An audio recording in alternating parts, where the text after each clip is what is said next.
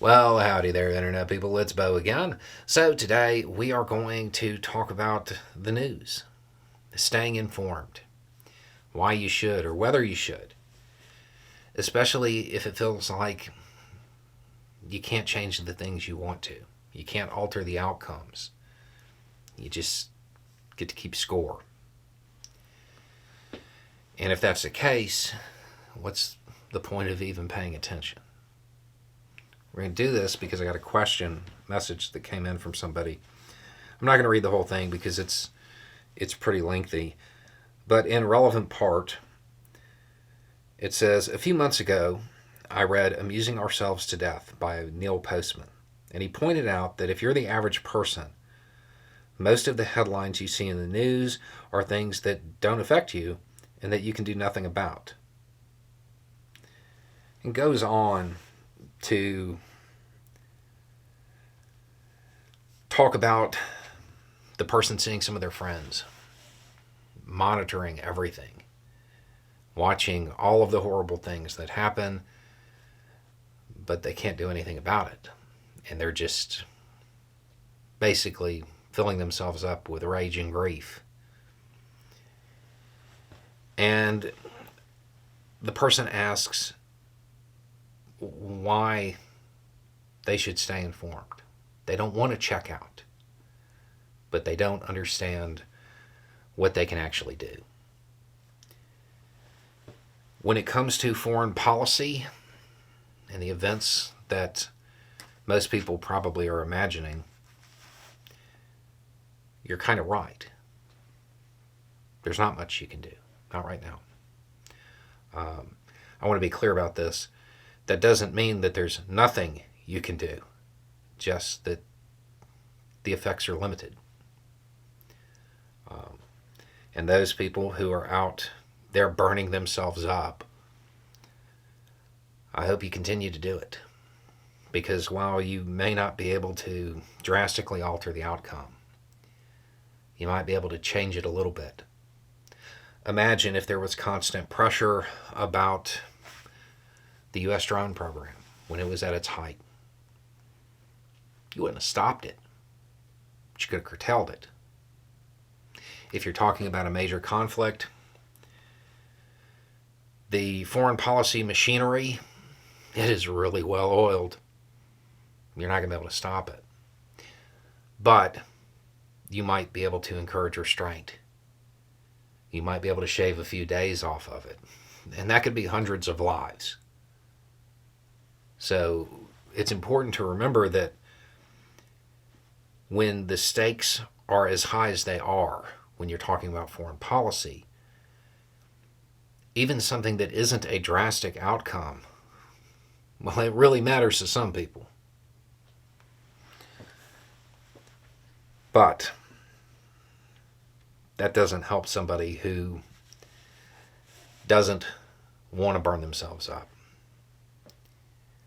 The reason you stay informed is because when you are talking about international events, it's a machine. Most of the decisions are already made. The people in power really aren't even making them. It's just doing the best they can based on the previous hands that were played at that international poker game where everybody's cheating. But in this case, we're going to use a slightly different analogy. If you are your average guy, just some guy, to quote the message, your average person, and you are wanting to alter the outcome of foreign policy, you are standing on the side of a really busy highway, and cars are just zipping by. You can't do anything to stop those cars. All you want to do is get to the other side.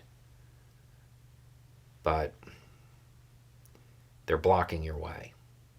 And you really can't do anything to change that. Staying informed is watching constantly, waiting for the break in those cars so you can make your move. Because in most situations, you can't drastically alter the outcome, not while it's ongoing. But there are key moments where you can make a move and it will matter. But in order to do that, you have to know when that time is. And you have to have the best information available when that moment arises, when there's a break in the cars and you can do something. That's why you stay informed. You need to know, one of the things that you mentioned was, of course, the Israeli-Palestinian conflict. You need to know what the ingredients are for peace. Not a ceasefire. Not a ceasefire. Peace. It's important to remember that everybody who was lost over the last few months was lost after the ceasefire, the last one. If you want to alter that, if you want to change it, you have to be there to support the move for peace when it comes. And given how this has played out, all of the horrific things that have occurred lay the groundwork for this to realistically be the best chance at peace that we've seen in decades. But you have to be informed. You have to know what those ingredients are. You have to be able to say, yeah, it's going to take a multinational force to stand between them. It's going to need a Palestinian state, or at least a viable pathway to one, a real one. And it's going to take dump trucks full of cash to pump into Palestinian areas, not just for reconstruction, but to help build the economy, because you need that economic stability. And that multinational force, a guy who signs up and enlists, goes over, that's his first deployment. It would be great if, that mission ended the year he retired, because that's how long it's going to take. And you have to know that.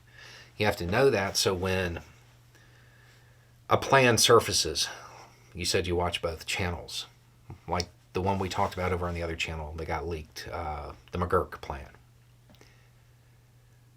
You have to know that those ingredients have to be there. So when some plucky young upstart at State Department loses it and comes out publicly and is like, no, this won't work and this is why, you can be there to support that move.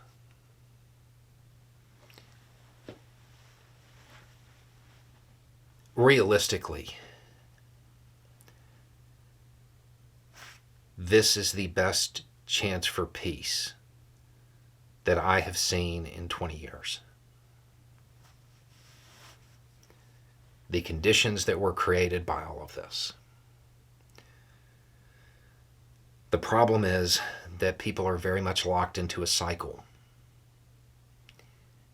And they'll want to continue that cycle because humans are creatures of habit, even if the habit is horrible.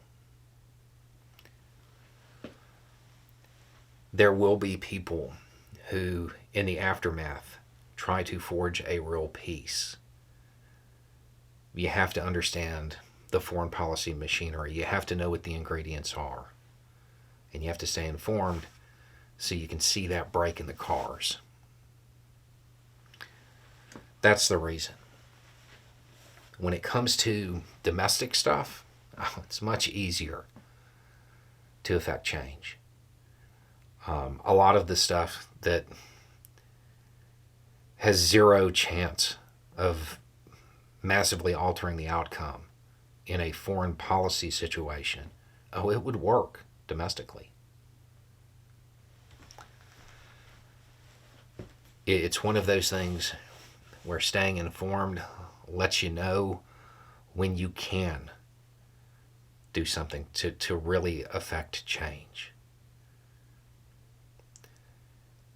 It's hard. It's hard, but the stakes are pretty high.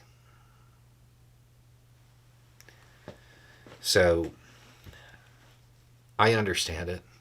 I get it. But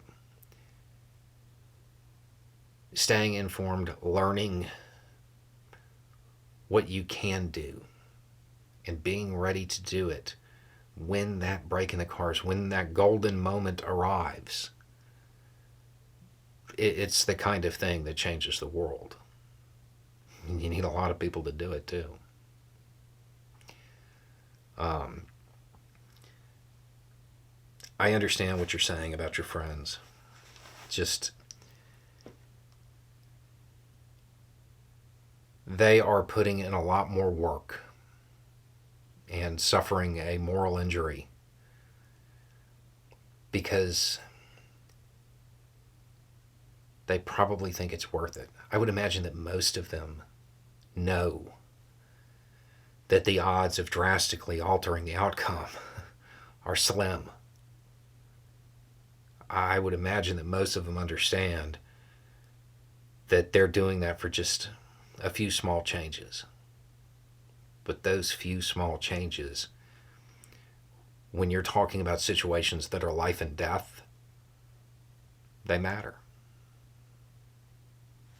Anyway, it's just a thought. Y'all have a good day.